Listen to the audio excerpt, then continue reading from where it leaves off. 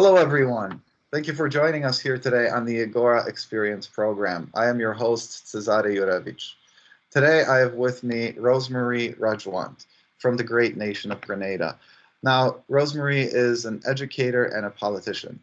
Please tell us a few more words about yourself.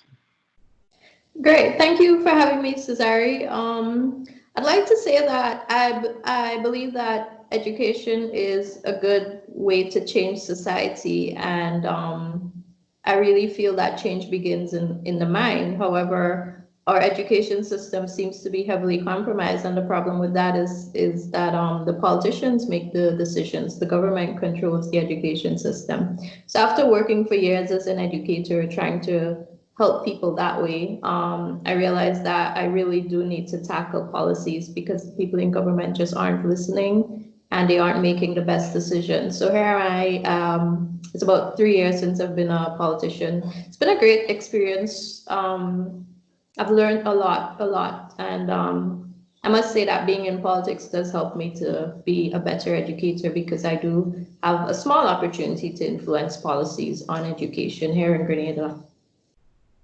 Fantastic. I'm really happy you could be with us to provide this perspective. So now, for those who are new to Egora Experience, let me tell you real quick about what we do here. The International Logic Party has built a new kind of networking platform. It's called Egora, and it actually makes politics rational, efficient, and incorruptible. This thing actually gives ordinary citizens like us real political power. Ordinary citizens, including Rosemarie.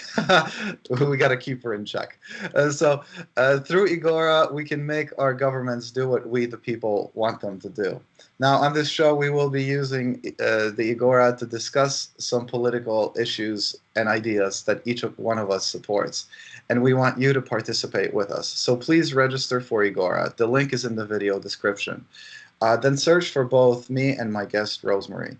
And then, as we're having our discussion, if you agree with our ideas, you will be able to support them by including them into your ideological profile in Egora. Here, your voice has real power, and we want to hear you speak. Okay, Rosemarie, let's get started. We're going to discuss two ideas in the Egora, one from me and one from you. Now, as it turns out, actually, we did the first idea that I want to run by you. We have already come to an agreement on this idea previously. It turns out that we agree on this. And spoiler alert, we also agree on the other idea that you're going to be presenting to me. So we're going to be just walking through these ideas, discussing why we think they're good ideas. So, and I think that still provides for a really interesting exploration. So this is round one. And this idea, again, originally I got Rosemarie to support this idea previously. This is my theory of taxation. And there is a lot to this idea. This is a really big idea. Rosemarie, I have this pulled up on my screen. I hope you also have this available in case, okay. So I'm going to go through some of the basics of this idea, and then we can kind of comment back and forth.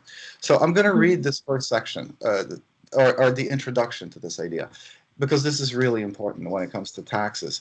In order to realize certain values and goals that we hold in common or compromise to tolerate in our society for whatever reason, which for whatever reason are not realized, are not best realized through free market. I am having a terrible time reading this. So let me take this one more time. In order to realize certain values and goals that we hold in common or compromise to tolerate in our society, which for whatever reason are not best realized through free participation in a market economy, we give our governing bodies the right to levy certain taxes upon us. These taxes consist of 6 specific types, and each plays its own economic role in distributing the tax burden efficiently and fairly. The specific amounts of each tax are to be determined as needed to uphold the values and goals of our society. So, you know, to me, the most important part about this section of the idea is that we've essentially freely come together as citizens to say that there are some things that we cannot do through our own businesses, through our own free labor just for ourselves. Maybe that's the military. You know, history has proven that military is one of those things, that we have to pool our resources together so that we can provide for our common defense, and also like a common judicial system, for example, so we can have, and so it's about people actually realizing that some of these things that we all value, we have to realize them centrally, and so we create taxes to do that. That's the introduction of this idea. Tell me what you think about that. Right. And I'd like to add that besides defense, also infrastructure like roads, sewage, water, like we can't do that individually. I mean, yeah, we can have our own little water collection for homes, but that'd be tedious. So there's some services that we cannot, it wouldn't make sense to provide for ourselves individually or just our neighbors. And also it's a good way to collectively help the vulnerable members in society. So we do pay taxes, and we hope that a portion of our taxes should go towards social services. I mean, it's called different things in different parts of the world, but that way we don't individually have to go and help the needy among us, because we know that there's welfare being provided at a state level from our tax dollars. So it also helps us to take care of each other without having to do it individually. And so that can be a really contentious part about what these things specifically are. I mean, that's really most of politics is about these great debates about whether the government should be paying for this or if it shouldn't be paying for that. You're talking about welfare for certain people. I have specific perspectives on that. Each one of us has our own nuanced views. Like for example, the universal basic income, to me, like you say welfare, a lot of people, when they think of welfare, they think of just giving money to the poor or whatever. Well, how do you decide who's poor and who's lazy? So, so that's why an idea like the universal basic income, it addresses that problem differently. But so, we're not really here to discuss like what specifically those things are. And I mean, sure, you can throw out examples. I'm just trying to clarify that not all of us might agree on these specific things that we want to do. But again, this is why this idea starts out with that clause. In order to realize certain values and goals that we hold in common, or compromise to tolerate in our society. So like there are certain things that we might decide that maybe the majority decides that they want to provide funding. Maybe the minority is not happy with spending money on that. But at the same time, it's better business for them to just go along with it. Okay, let the majority have this one, because still overall we're still winning. So the minority tolerates the decision of the majority because it's not ultimately that big of a deal. And that brings to mind an airport, because there might be a minority in a country that would never, ever, ever go overseas. Like there's some people like that. They live very sheltered lives. So the airport, they may never need to use, but they just pay for it anyway through their taxes. That's a really fantastic example, because this is something I've been also thinking about recently. About airports, and I think we actually should be decreasing the amount of funding that is going towards airports. I think, frankly, by subsidizing airports, it's really actually I hate using the word working class, but let's say lower income people are actually subsidizing higher income people for their expensive travels. I actually think we should be reducing, and especially when you look into how much pollution is generated from that. Right now, what we've seen with the whole COVID thing and how our skies have cleared up as people are traveling less when the whole airline industry is grounded. That's, so poor people are basically subsidizing rich people's expensive habits and the pollution of the environment. So actually, I think we would be better off. That's one of the things that we should probably scale back on, I would say. Interesting. Yeah, it's very interesting, because I did see a post at some point saying that the poor are suffering because of the rich, because it's the people who could afford to travel that were spreading COVID around the world. Let's be realistic about it. The persons who never left their villages or their countries didn't get infected. The infected persons who brought the disease back home were the ones who went overseas. So it's definitely it's definitely, the poor members of society who never use the airport who are helping the rich. They're indirectly financing their lifestyle. Yeah, they got the virus delivered right to their doorstep. Home Yeah, delivery, COVID home all delivery. because they paid for an airport. Yeah, right. But so, these are examples of how we spend the money. But this idea that we are discussing is really about the theory of taxation, why we have taxes, and then what is the most fair way to administer taxes. Mhm. And so this idea has 6 parts.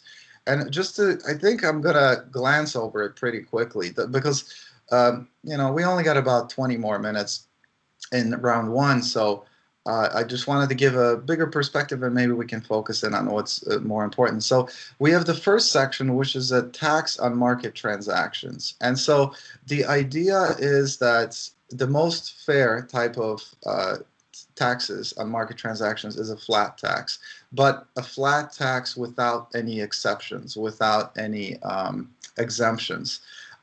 Basically, any type of good that's being bought by a consumer, a certain kind of, whether that's an apple or a car or a house or stocks in a company or some kind of other financial products, that should be taxed at exactly the same rate because that would actually make the tax so much more fair to everyone, especially lower income people.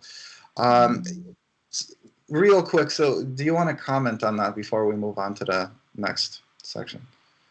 Yeah, I mean, I think it's easy to get everyone to agree that we do need taxes, but I think the disagreements come up when we have to decide on what taxes should exist and what should be the amount of each tax. So this is the first step. I mean, taxes on transactions should be fair. I think I heard some economists say locally that there were three types of taxes: taxes on wealth, transaction, and maybe I don't remember what was the third. But he was saying that in order to bridge the gap between wealthy and poor, then we should have more wealth being taxed, like extra properties, that kind of thing. But he commented that over time, locally, the tax burden has been shifted to the poor because transactions are being taxed more than wealth. And I mean, that's pretty vague too, because it depends on the type of transaction.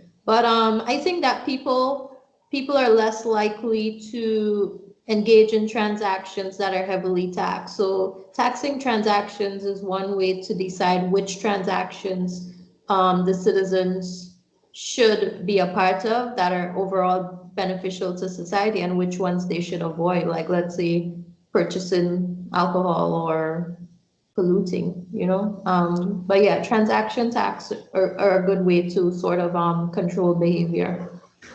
Well, so actually, it's wow, this is so much information to go through. So I really want to discuss this point because this is so rich, but I also feel like we should glance over this. So real quick, I'm going to run through the other categories. The second tax is a state level or country level tax on land ownership. And in this idea, the idea is that this type of tax would actually be the same on every piece of land. But then there is the third section of this idea is a municipal tax that would specifically focus on different areas of how land is being used within a municipal district, within a town, and that would be up to that local governing body to decide how they actually want to tax different properties. And if you don't like how that municipality is taxing things, well, you could go to another municipality within that same country or within that same state. So that would be the third section. The fourth tax is on externalities. And so this is what you mentioned with like alcohol. And so externalities, that's in addition to the market transactions, we would be taxing things that are, let's say, like pollutants, waste production, smoking or drinking. If smoking and drinking is causing people to be unhealthy, and if that's causing more public burden, then we should be taxing that to compensate for that individual behaviors that people are engaging in. And the fifth tax is on resource extraction.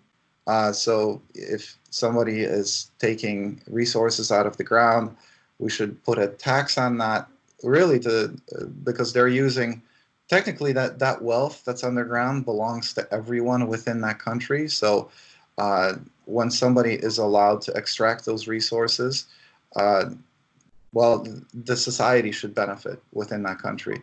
And the sixth tax is on imports and exports.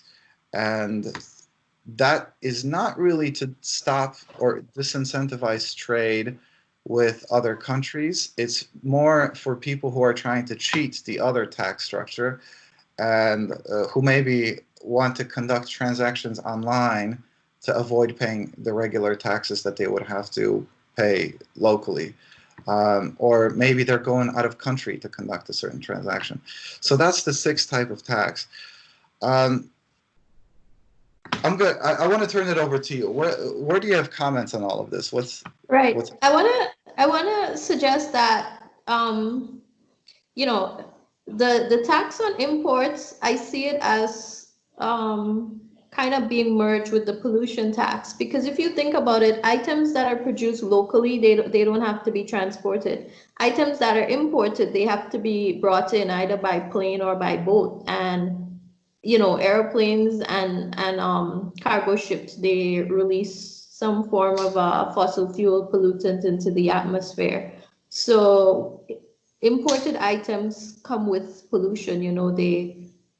They pollute the earth to get to the country, whereas items that are produced locally, like let's say food that's manufactured from locally grown produce, like locally made ketchup or locally made jams or tuna fish, compared to whatever is imported. So I think that an import tax also takes into account, probably without anybody realizing it, the pollution that is associated with importing items, having to transport them across the sea or land for, bigger countries. In the context of Grenada, we're an island, so everything that's imported comes either with an airplane or with a boat. So it's better for citizens of a country to use items that are produced locally than imported items, because it helps the planet as a whole to recover from all of this environmental destruction from using fossil fuels. I kind of agree and I kind of disagree, because I think what's best for the citizens of a country is to buy whatever the hell they want. That's the best thing. Now, including if that means if that means purchasing energy so that you can go buy dinner on this side of the world or on the opposite side of the world, that should be your choice of how you spend your money, on whether if you decide to spend that on that energy to get you to the other side of the world and back, or whatever, because you want to eat on the beach or whatever. The point is we should be taxing that energy just like we're taxing everything else. So, you're also paying for that. But if you're willing to spend that and the energy is not creating pollution, well, then that's your choice. Then you've got to spend money on dinner and energy instead of just dinner. And you pay taxes for that. Now, if it is creating pollution, then, of course, then we should be taxing that as an externality.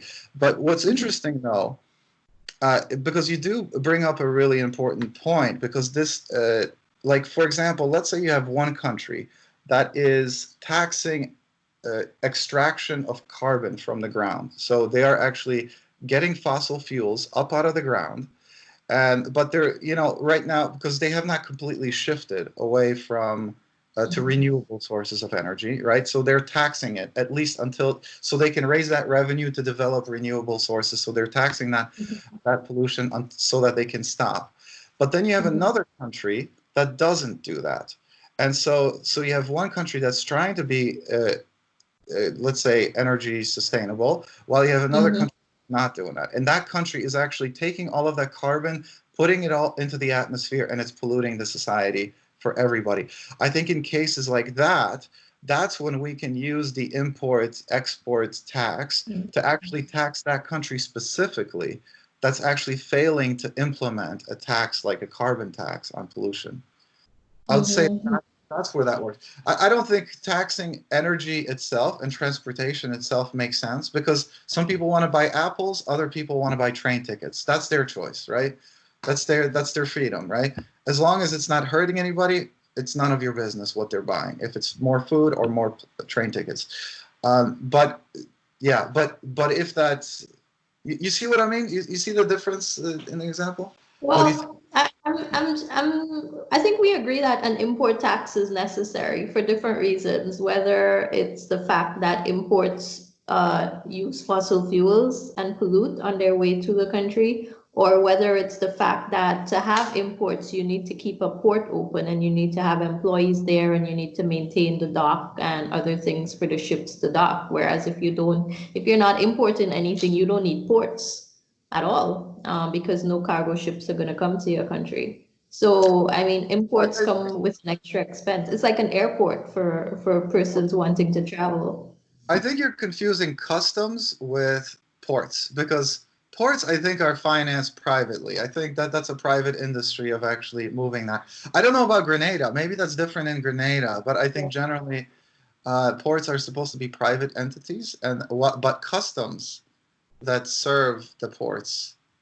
Or am I mistaken? Or am I completely mistaken? That's a possibility. Maybe you can correct. Well, I don't know. Here it's the same on one. So we have customs at the port. So like if you import large boxes or barrels, that's it, and it comes on a ship, it comes through the port. And there's a customs department there to check it out and make you pay tax. At the airport, there's also a customs department, but it's smaller. And that's for, yeah, it's called Customs and Immigration. So it's kind of merged. And that's for items that come in with cargo planes, which are less than items that come in on cargo ships. So here it's the same on one essentially, but probably in larger countries, there's a separation. But the port comes under the public service, like it's government funded. There's no private port here. I mean, it's an island, so people can dock anywhere and you could have illegal entry, but the port is run by it's a state entity. It's run by the government. There's one other port at one of the marinas here too, and that's not really for importing. That's just for persons checking in and out of Grenada. Only the yachts use that one. So the other because sailors can leave from any point. But if you show up at another country and you don't have that stamp on your passport to say that you officially left Grenada, you're in trouble. So that's just what it's there for, to stamp the passports when people on boats are leaving, like yachts, small boats. That wow, this is something I'm really interested in. I'm gonna have to read up on how ports are actually funded, because I think they should be more private, but it's complicated. But but this is really small, like I think in comparison to all of this other thing. Like the big thing about this idea, and to be honest with you, when I think about it, like with this project that we're doing, if there's any idea that's ever going to get me killed, just like they took out JFK, it's probably going to be this idea. And seriously, I think, and you support this idea, so I think you got to be careful with this idea too, because I think actually, if you really implement this idea, it's going to shift the tax burden so much more to the wealthy that, well, to where it should be. Like it's fair. I think this idea is completely fair, but it would actually tax the wealthy so much more that, well, I think they would be willing to do anything to stop anyone who's advocating for this idea, including probably mostly, the first section of actually taxing, these large ticket items like stocks and, these, buying and selling corporations.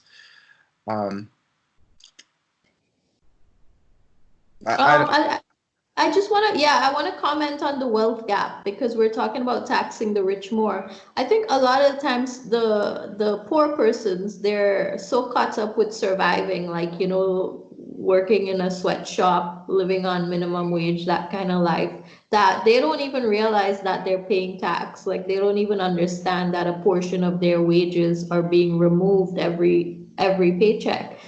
Some people just are not aware of that. And like, this is how the wealthy become wealthy, because they're allowed to operate businesses and only pay a small profit of a small portion of their profits in salaries to the workers who actually make the business sustainable. So it comes back to the government and how much it allows the perceived wealthy to pay the people who work for them. You could think of them as the peasant class. But it's just that the majority, these poor people who work like 9 to 5, 10 jobs a day, they don't even realize that they're giving away so much of their earnings. Like they don't realize that they're the ones being robbed. Like they feel like this is all they deserve for all of their labor. So yeah, it's definitely, we definitely need to have the conversation about taxing the wealthy heavily, because the wealthy are actually the ones who live off of the majority of citizens in the land. Without, if you have a large company without the laborers on the ground who are actually doing the work, you're nothing. The business owner is nothing. They're the ones that keep the business going. But but so when we're talking about taxing the wealthy, one of the big ideas, the biggest idea that I'm trying to get across is that the way, if you really want a fair tax structure and you want to make sure that the wealthy are actually paying their fair share, it's to have a flat tax. And the Right. reason for that is because if you could have a simple tax. Basically, there are two possibilities. You have a simple tax or you have a complicated tax. If you have a simple tax, that's easy to apply to everybody, like a flat tax rate. No exceptions, everybody just pays that. However, if you make the taxes complicated, that means you're having different amounts of taxes. That means you're creating loopholes. And the people who have the money, they are able, a worker, as somebody who is just selling their labor, maybe you know how to make shoes, or maybe you know how to, you have a certain profession, maybe you're a chemist, but that's what you know. Your whole income is tied to your knowledge. Like that's what you sell your knowledge and your labor of knowing how to do that. You cannot, I mean, of course you can change professions, but it's not that easy. It's not as easy as capital it is to move and to shift uh, uh, to different avenues. And so the people who are actually doing the big transactions, monetary transactions, a rich person doesn't care if they're selling apples, shoes, cars, houses, or stocks. It doesn't matter to them. It's all just capital, right? And they could easily shift from any one of these industries because the money doesn't care in which industry. And it's always going to find the path of least resistance, the path where the taxes are the lowest. That is why the rich actually end up paying with the more complicated and what people like to call the progressive tax structure. I think that actually shifts the focus away from the loopholes that the rich are finding to actually end up paying less. But And we know of companies that always look for tax havens worldwide. So, the tax structure of a company determines what kind of investor, sorry, the tax structure of a country determines what type of investor comes there, because we have this it's called super fund. It's I think it's a hedge fund, and I think it was started in Mauritius, and they came to Grenada just because the tax structure was great. They could have done business more cheaply here and increased their profits. So the countries and their differences in taxing attract different types of investors. So yeah, there definitely needs to be some consistency across the world on just ensuring that the wealthy pay their fair share of taxes. That's what it comes down to, just fairness. well, and especially when these companies take their headquarters to another country, that's where that import-export tax comes in. If your headquarters are somewhere else, well, I think that's where we need to be looking at using that import-export tax as a way to control for people trying to pay less taxes, escape paying their proper tax burden by while using these loopholes or circumventing these other mechanisms. You know, we've been at this for half an hour. Like, we could be talking about this forever. We already talked about this yesterday. We already were exploring these ideas. So at this point, you know, we both support this idea. I think we can wrap up round one. And so basically we're at the, we're at the halfway point of our program. We're going to take a break here and come back to discuss Rosemarie in a moment in round two. But this idea, it's such a big idea. So if you're watching this and if you're interested in this, you got to just read this idea. This is actually too long for us to be talking about this in this brief segment. We would have to take it piece by piece, but then it would be too disconnected from all the other pieces. That's why it's difficult to address. So we were just trying to give people a taste of how big and how interesting tax policy can be. And of course, we can discuss it later at other times. So thanks for watching. We'll see you soon in part two when we come back with the Rosemarie's idea. Yes.